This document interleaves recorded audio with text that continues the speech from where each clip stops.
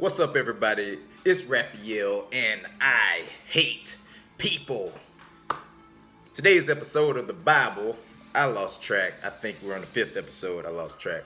Um, Today's episode of the Bible, we're gonna go through chapter, I think 21. Yeah, chapter 21. Let's do a quick recap, right quick, of what happened um, with Abraham. So, excuse my Bible. Let's see. So Abram's wife basically told Abram that he could sleep with her slave. They had slaves. That part kind of snuck up on me. I didn't know it at the time, but yeah, because she couldn't bear children. So, because they both wanted, to have kids, she let Abram sleep with Sarai's slave. Hagar was the slave's name, and when he did, she conceived, and I don't know, because she was pregnant. I don't know what the story is behind that. Because Hagar was pregnant, she started to despise her mistress, who was Sarai, and they kind of got into it or whatever. Let's see. Sarai ended up mistreating Hagar because of that, so she fled, and an angel of the Lord found Hagar. No, you're gonna leave that the way it was written. Told her to go back. Abram, he was 86 years old when Hagar bore her son Ishmael.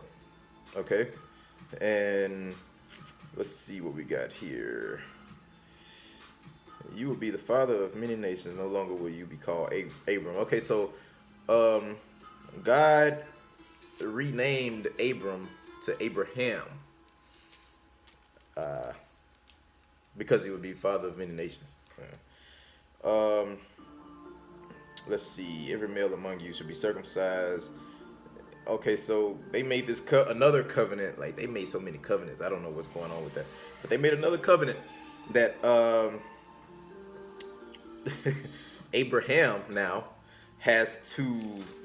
He has to be circumcised, and every male in his, all of his descendants have to be circumcised. And I forgot why, but that's the covenant that they had. Any uncircumcised male who has not been circumcised in the flesh will be cut off from his people. He has broken my covenant.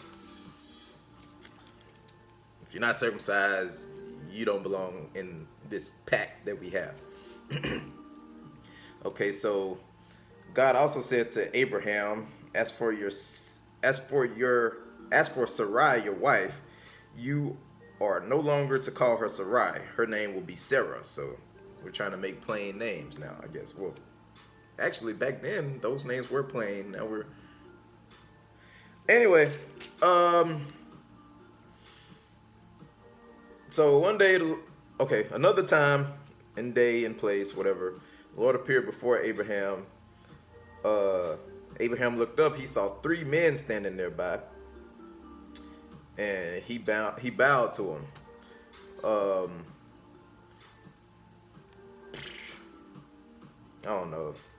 I don't know if this is saying the Father, Son, and the Holy Spirit or not, but that's the idea I'm getting from it.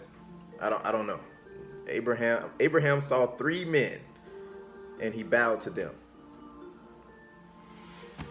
I don't know. And they didn't address that. So far, they didn't address that. But I'm only assuming that that's what it was. So yeah, the men were getting ready to leave, and the Lord said, I guess to himself, the other two, I don't know. Shall I hide from Abraham what I am about to do? They're getting ready to go to, I think, the town of Sodom. Yeah. The town of Sodom. And this is what he said. And what was it? Sodom had a lot going on. The outcry against Sodom and Gomorrah is so great and their sin so grievous that I will go down and see if what they have done is as bad as the outcry that has reached me. So this makes Abraham a little nervous because his, I guess his nephew, I forgot his nephew's name, Lot. His nephew Lot and his family's there. So Abraham becomes nervous about that. He's concerned, basically. And he approached the Lord and said, will you sweep away the righteous with the wicked? He basically questions God. And I mean, I'm getting nervous just reading it. He's testing God for the longest. It says here, what if there are 50 righteous people in the city? Will you sweep away? Will you really sweep it away and not spare the place and not spare the place for the sake of the 50 righteous people in it? And basically, God didn't get defensive over it. He just told him, far be it from you to do so. Oh, no, this is Abraham speaking still. Far be it from you to do such a thing, to kill the righteous with the wicked, treating the righteous and the wicked alike. Far be it from you. Will not the judge of all earth do right? That's when I got nervous. But the Lord said, if I find 50 righteous people in the city of Sodom, I will spare the whole place for their sake. And Abraham kept testing him. It was like, okay, well, what if it was 5 less than 50? What if it was 45? And God's like, okay, if it's 45, I'll spare the whole city. And he's like, well, what if it's 40? And God's like, I'll spare him. And he said, what if it's 35? I'll spare him. He got all the way down to 10. And God answered, for the sake of 10, I will not destroy it. And I'm like, yo, he got away with, like, I don't know. Like, to me, I was like, he's cunning God. To me, I was like that. Let's see what else we got here. All the men from every part of Sodom.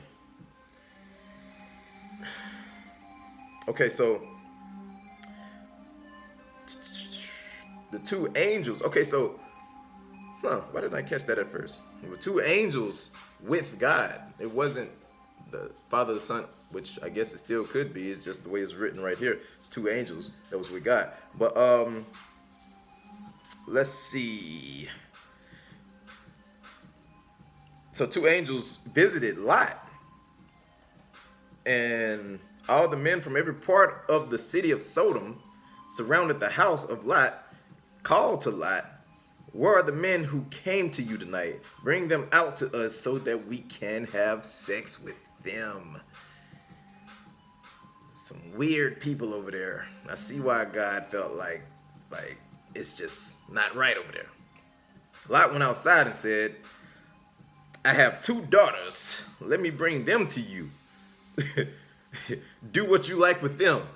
This man rather sacrifice his virgin daughters than to let these people fuck with these 2 angels. But the men inside, the 2 angels, they reached out and pulled Lot back in. And then they struck the men with blindness so they couldn't see. And they couldn't find a door to get into place. So that kind of sent them into a little outrage. Now they really want to tear this place up, the city of Sodom. And they told Lot to get his people, get out of here. We finna tear this place up. No more. As soon as they had brought them out, one of them said, flee for your lives, don't look back, and don't stop anywhere in the plain. Flee to the mountains, or you will be swept away. This is what they told Lot and his people. And they left. As they were leaving,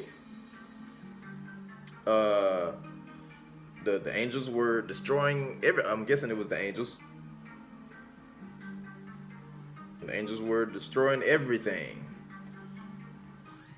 And Lot's wife looked back and she turned to a pillar of salt. I did not like that. Don't do that, Siri. Pillar of salt. Anyway, I'm gonna leave that at that, right? So later, some other stuff. Lot's daughters, they decided to sleep with Lot because they were like the last of their kind, and they wanted to, be fruitful or whatever. They got Lot drunk with wine. Me personally, I don't think Lot was that toe up off of wine, but hey, I mean, that was back in the day. They said probably was way more potent.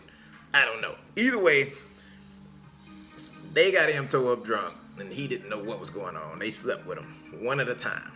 Like one night it was one sister, daughter, and the other night it was the other daughter. So they got him 2 nights in a row, toe up drunk. Whatever. So let's see what else we got here. Oh, back to Abraham. Abraham wanted to go to, where was he? In Egypt? Yeah.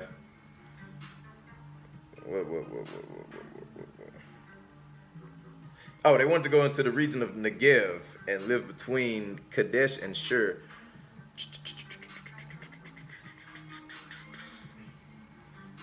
There's the king Abimelech,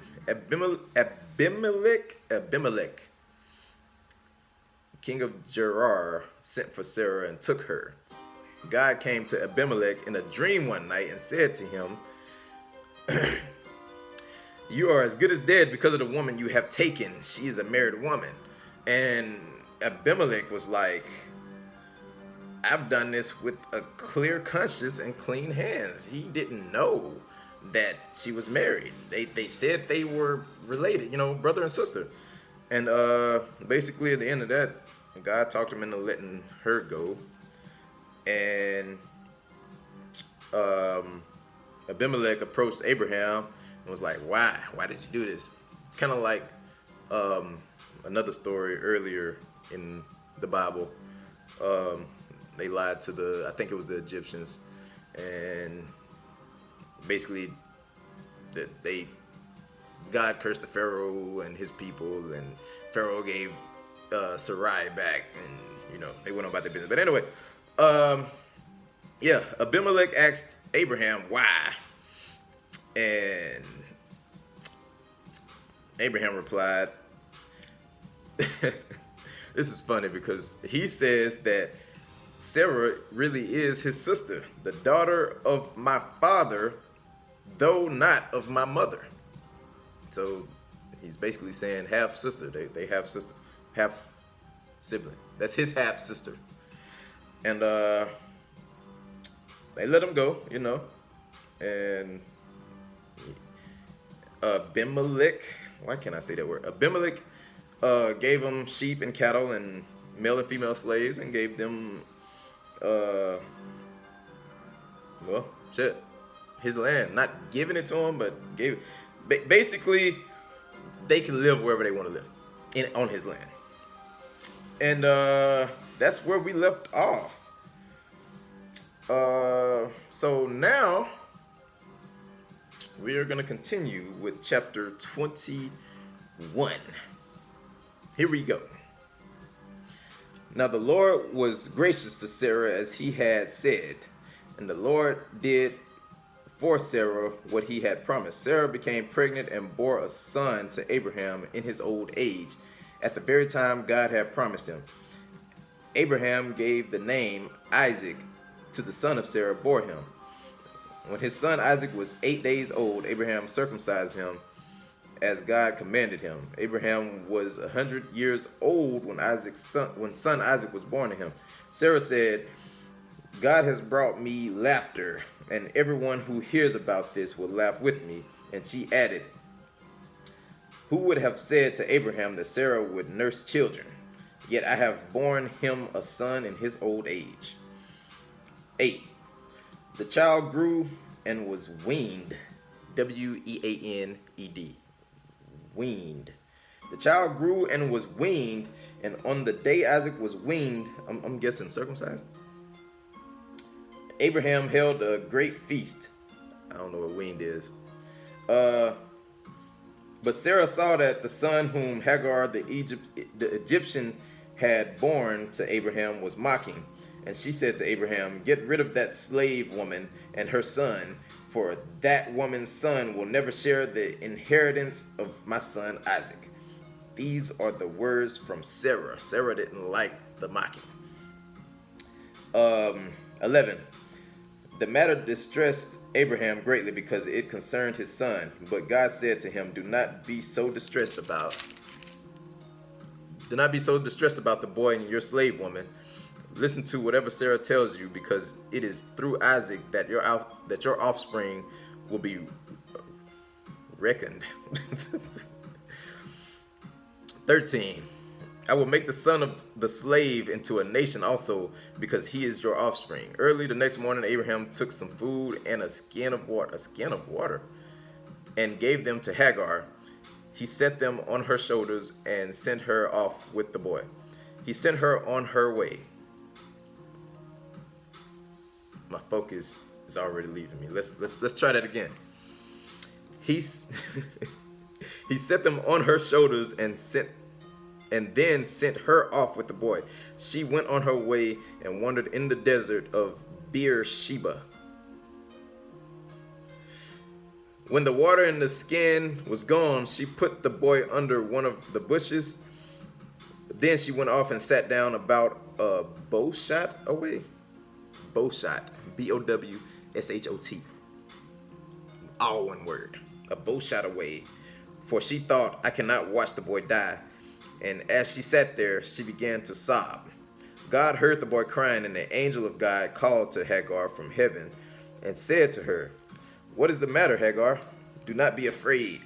God has heard the boy crying as he lies there. He heard the boy? He didn't hear her. He heard the boy, though. Y'all know I don't like that. Lift the boy up and take him by the hand, for I will make him into a great nation. Then God opened her eyes, and she saw a well of water. So she went and filled the skin with water and gave the boy a drink. God was with the boy as he grew up. He lived in the desert and became an archer while he was living in the desert of Paran. His mother got a wife for him from Egypt. 22. At that time, Abimelech and Phicol, P-H-I-C-O-L. I don't know. Phicol. At that time, Abimelech and Phicol, the commander of his forces, said to Abraham, God is with you in everything you do. Now swear to me here before God that you will not deal falsely with me or my children or my descendants. Show to me and the country where you now reside as a foreigner the same kindness I have shown you. Abraham said, I swear it. Then Abraham complained to Abimelech about a well of water that Abimelech's servants have seized. But Abimelech said, I don't know who has done this. You did not tell me, and I heard about it only today, just now. So Abraham brought sheep and cattle and gave them to Abimelech, and the two men made a treaty. Abraham set apart 7 ewe lambs, E-W-E, from the flock. And Abimelech asked Abraham, what is the meaning of these 7 ewe lambs you have set apart by themselves? He replied, accept these 7 lambs from my hand as a witness that I dug this well.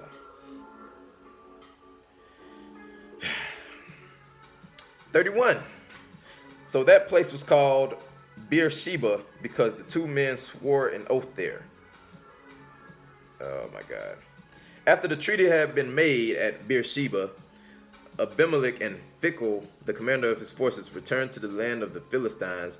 Abraham planted a tamarisk tree in Beersheba, and there he called on the name of the Lord, the eternal God. And Abraham stayed in the land of the Philistines for a long time. Chapter 22. Oh, that was a pretty legit chapter there. Chapter 22. Sometime later, God tested Abraham. I don't like this. He said to Abraham, "Here I am," he replied. Then God said, "Take your son, your only son, whom you love, Isaac, and go to the region of Moriah. Sacrifice him there as a burnt offering on a mountain I will show you."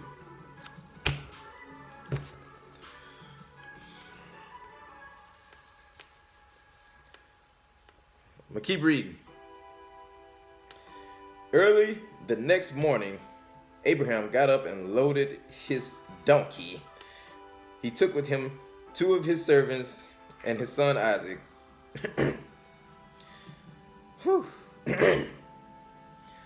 When he had cut enough wood for the burnt offering,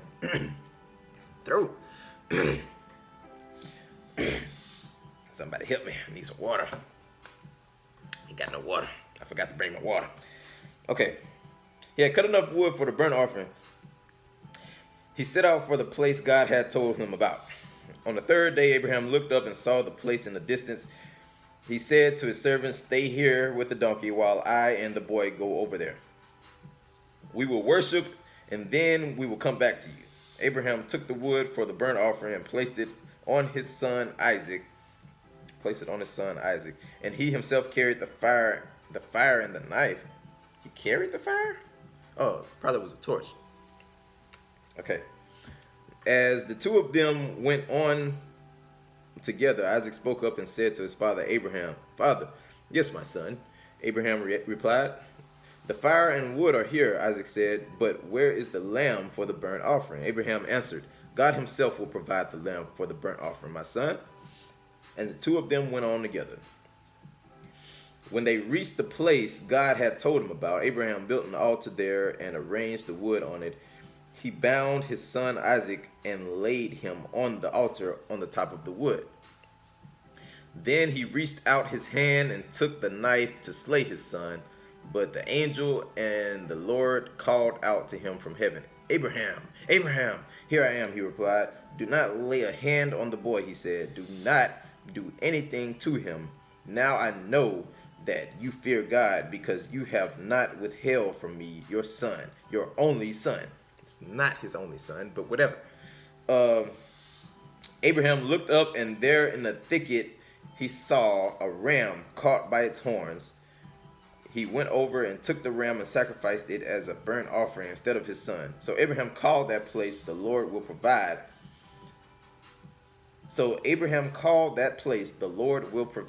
That's, I guess, what he called the place.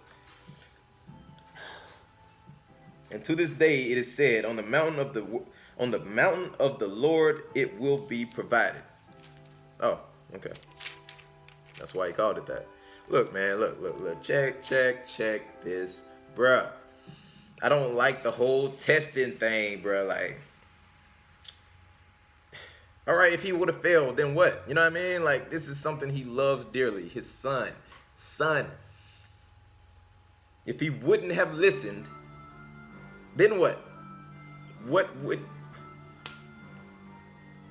I don't like it. I don't like it. And then why do we have to sacrifice things? Like, why do we have to sacrifice animals? What is the point? What does the burning of a lamb do? Somebody help me understand this. I'm going to continue. Verse 15. The angel of the Lord called to Abraham from heaven a second time and said, "I swear by myself, declares the Lord, that because you have done this and have not withheld your son, your only son, I will surely bless you and make your descendants as numerous as the stars in the sky and as the sand on the seashore. Your descendants will take possession of the cities of their enemies. And through your offspring, all nations on earth will be blessed because you have obeyed me." Then Abraham returned to his servants, and they set off together for Beersheba, and Abraham stayed in Beersheba. Verse 20. Sometime later, Abraham was told, Milcah is also a mother. She has bore sons to your brother Nahor. Uz, the firstborn, Buz, or Booz, his brother, Cremuel, that sounds about right, Cremuel, the father of Aram, Kesed, Hazo, Pildash, Jidlef, and Bethuel. Bethuel became the father of Rebekah. Milcah bore these 8 sons to Abraham's brother Nahor. The names. Whew. His concubine, whose name was Reuma, also had sons. Taba, Gaham, Tahash, and Maka. I don't know. Chapter 23. Sarah, to be 127 years old, she died at Kiriath. Oh, poor Sarah. She died young, 127. I mean, compared to everybody else, she died young. Arba, in parentheses it says, that is Hebron, close parentheses, in the land of Canaan, and Abraham went to mourn for Sarah and to weep over her. Okay, verse 3. Then Abraham rose from beside his dead wife, and spoke to the Hittites. He said, I am a foreigner and stranger among you. Sell me some property for a burial site here on, so I can bury my dead. 5. The Hittites replied to Abraham, Sir, listen to us. You are a mighty prince among us. Bury your dead in the choicest of our tombs. None of us will refuse you his tomb for burying your dead. Then Abraham rose and bowed down before the people of the land, the Hittites. He said to them, if you are willing to let me bury my dead, then listen to me and intercede with Ephron, son of Zohar, on my behalf. So he will sell me the cave of Machpelah.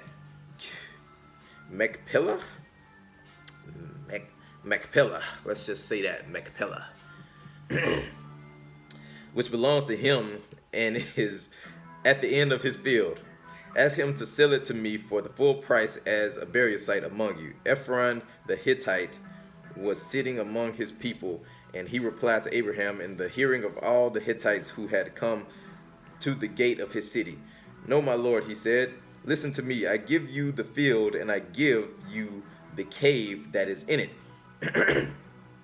I give it to you in the presence of my people. Bury your dead. 12. Again, Abraham bowed down before the people of the land and said to Ephron in their hearing, listen to me, if you will. I will pay the price of the field. Accept it from me so I can bury my dead there. Why won't he just accept it and bury? Ephron answered Abraham, listen to me, my lord. The land is worth 400 shekels of silver. But what is that between you and me? Bury your dead. Abraham agreed to Ephron's terms and weighed out for him the price he had named in the hearing of the why can't I say the word no more? Hittites. 400 shekels of silver according to the weight current among the merchants. So Ephron's field of Machpelah.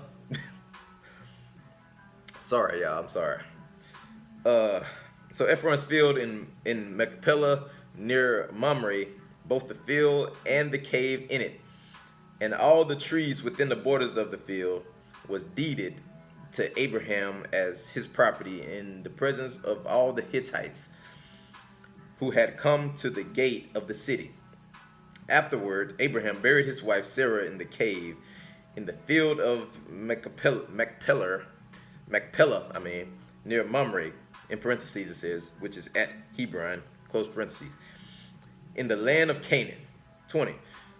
So the field and the cave in it were deeded to Abraham by the Hittites as a burial site. Chapter 24. Abraham was now very old, and the Lord had blessed him in every way. He said to the senior servant in his household, the one in charge of all that he had, "Put your hand under my thigh. I want you to swear by the Lord, the God of heaven and the God of earth, that you will not get a wife for my son from the daughters of the Canaanites among who I am living, but will go to my country and my own relatives and get a wife for my son Isaac." He wants it to stay in the family. Okay, verse 5. The servant asked him, "What if the woman is unwilling to come back with me to this land? Shall I then take your son back to the country you came from? Make sure that you do not take my son back there." Abraham said, the Lord, the God of heaven, who brought me out of my father's household and my native land, and who spoke to me and promised me on oath, saying, to your offspring I will give this land. He will send an angel before you so that you can get a wife for my son from there. If the woman is unwilling to come back with you, then you will be released from this oath of mine. Only do not take my son back there. So the servant put his hand under the thigh of his master. I don't like that. Anyway, oh snap, where am I? Of his master Abraham, and swore an oath to him concerning this matter. I still don't know. Alright, 10. Then the servant left, taking with him 10 of his master's camels, loaded with all kinds of good things from his master. He set out for Aram Naharaim, and made his way to the town of Nahor. Verse 11. He had the camels kneel down, near the well outside the town. It was toward evening, the time the women go out to draw water. What is going on with my focus today? I don't know. I'm sorry. Then he prayed, Lord, God of my master Abraham, make me successful today and show kindness to my master Abraham. See, I am standing beside this spring, and the daughters of the townspeople are coming out to draw water. May it be that when I say to a young woman, please let down your jar that I may have a drink, and she says, drink, and I'll water your camels too. Let her be the one you have chosen for your servant Isaac. By this I will know that you have shown kindness to my master. 15. Before he had finished praying, Rebekah came out with her jar on her shoulder. She was the daughter of Bethuel, son of Milcah, who was the wife of Abraham's brother Nahor. Whoa. Whew. Okay, so the woman was very beautiful, a virgin. No man had ever slept with her. She went down to the spring, filled her jar, and came up again. The servant hurried to meet her and said, please give me a little water from your jar. Drink, my lord, she said quickly, and lowered the jar to her hands. And I'm so sorry. Drink, my lord, she said, and quickly lowered the jar to her hands and gave him a drink. After she had given him a drink, she said, I'll draw water for your camels too, until they have had enough to drink. So she quickly emptied her jar into the trough, ran back to the well to draw more water. Oh my fucking God. And drew enough for all his camels. Without saying a word, the man watched her closely to learn whether or not the Lord had made his journey successful. When the camels had finished drinking, the man took out a gold nose ring weighing a beka, and 2 gold bracelets weighing. Oh, this is a becca is a weight, a measurement of weight. Okay, and 2 gold bracelets weighing 10 shekels. Then he asked, "Whose daughter are you? Please tell me, is there room in your father's house for us to spend the night?" She answered him, I am the daughter of Bethuel, the son that Milcah bore to Nahor. And she added, "We have plenty of straw and fodder, Fodder, as well as room for you to spend the night." Then the man bowed down and worshipped the Lord, saying, "Praise be the Lord, the God of my master Abraham, who has not abandoned his kindness and faithfulness to my master. As for me, the Lord has led me on the journey to the house of my master's relatives." Okay. Verse 28. The young woman ran and told her mother's household about these things. Now Rebekah had a brother named Laban, and he hurried out to the man at the spring.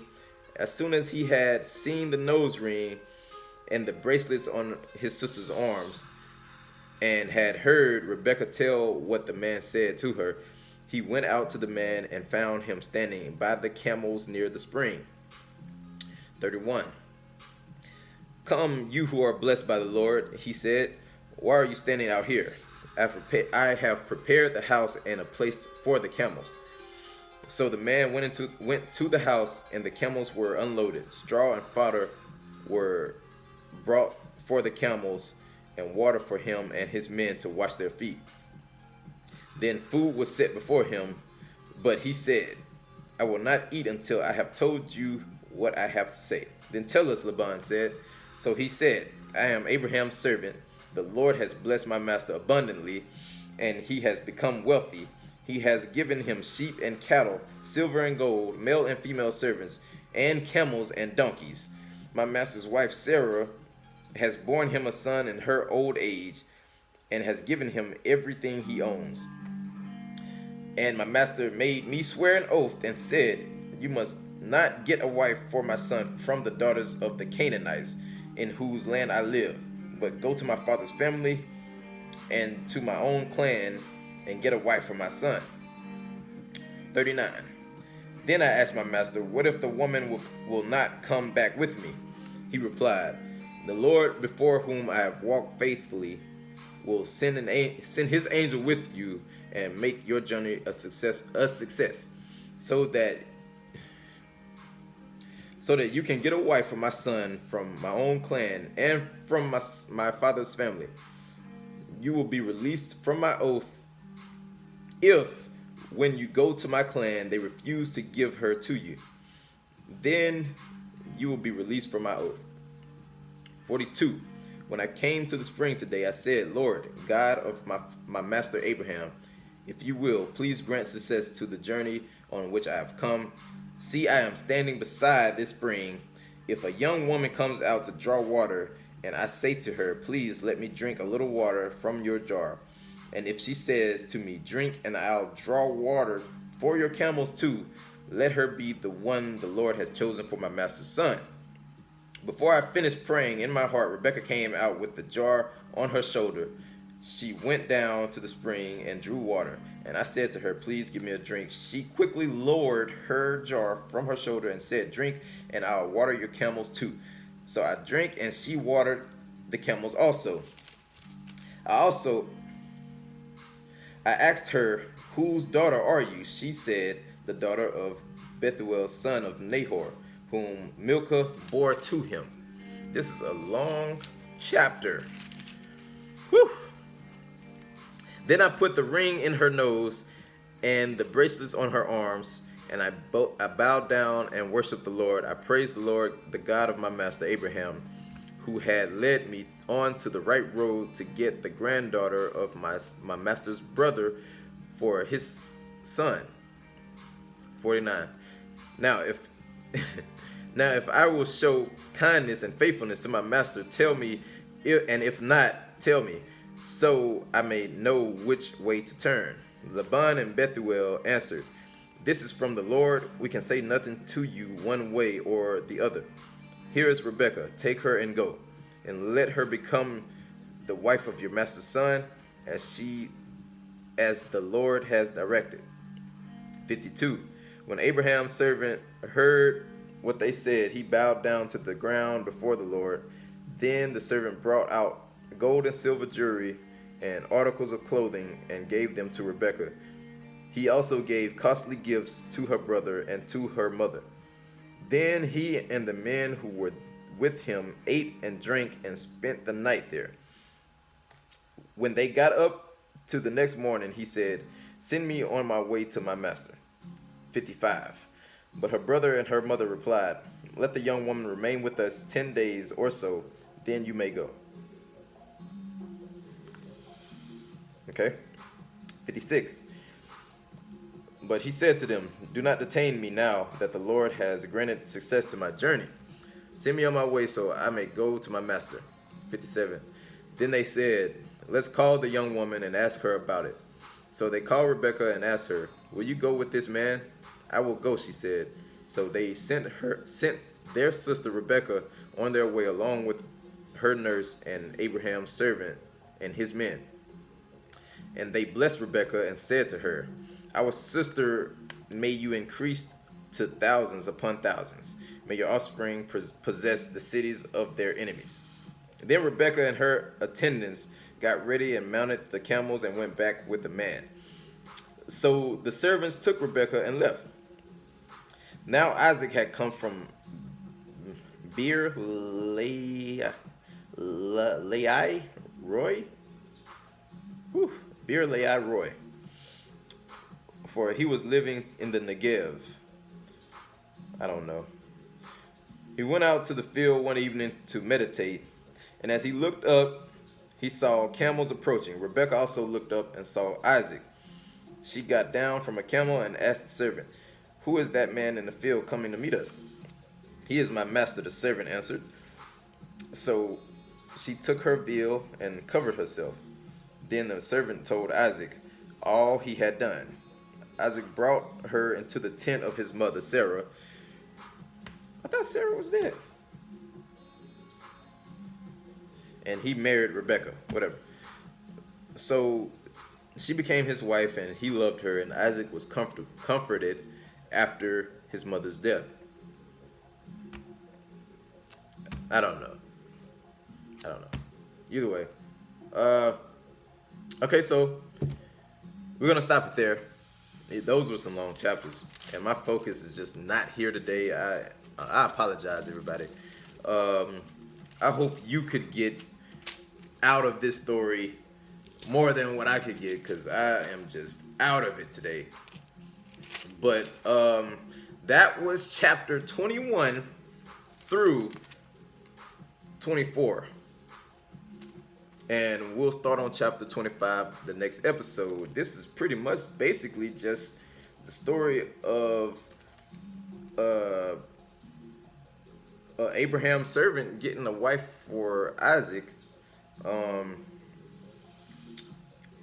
course, we had the birth of Isaac, and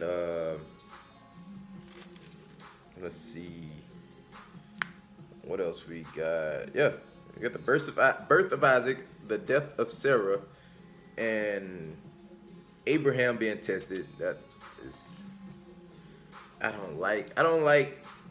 It just don't make no sense to me. A celestial being wanting an animal sacrifice, a burnt offering, and wanting to test, a great test at that. Want to test Abraham by telling him to kill his son. I ain't gonna say his only son, because he has, son by Hagar. But yeah.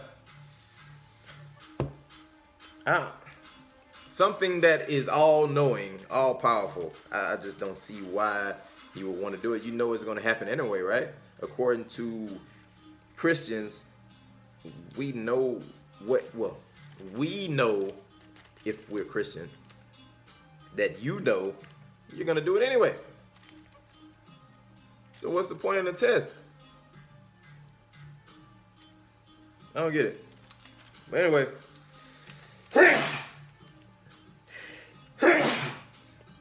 Whew, excuse me. Yeah. I mean, Abraham was loyal, trustworthy, faithful to God. And, God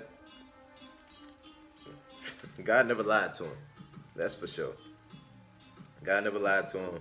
And because of that, because Abraham followed him, God blessed him and his people. And because of that, his people followed Abraham.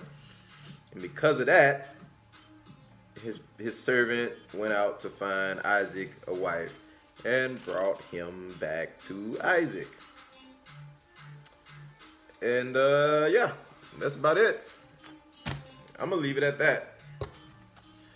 So yeah, everybody, you know what it is. Like, comment, subscribe.